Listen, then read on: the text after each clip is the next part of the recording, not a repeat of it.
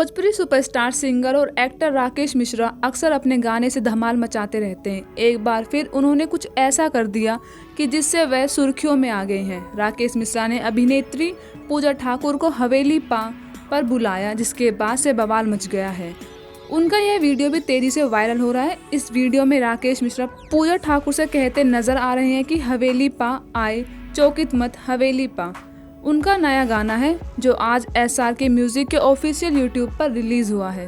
राकेश मिश्रा और शिल्पी राज की आवाज में गाना हवेली पा पर बेहद धमाकेदार है। इस गाने को लेकर राकेश मिश्रा ने कहा कि गाना धांसू है। इस गाने को हमने बड़े लेवल पर बनाया है। शिल्पी राज के साथ कोई भी प्रोजेक्ट करने में बेहद मजा आता है। गाने में मजेदार डांस भी है। उम्मीद करते हैं कि यह गाना आपको बेहद पसंद आने वाला है।